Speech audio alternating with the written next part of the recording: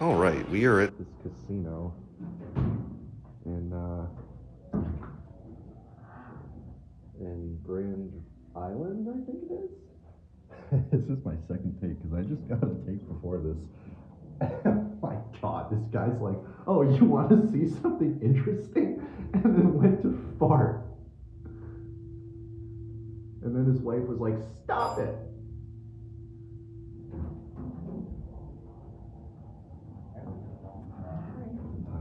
Sorry, I'm going for a project. Oh.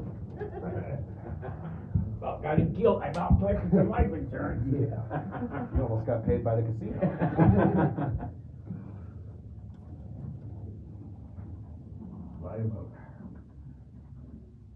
You went to laundry wall.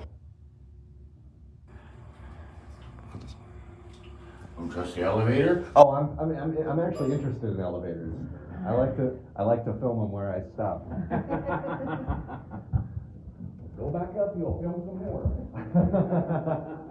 Have a good one. You do. There it goes.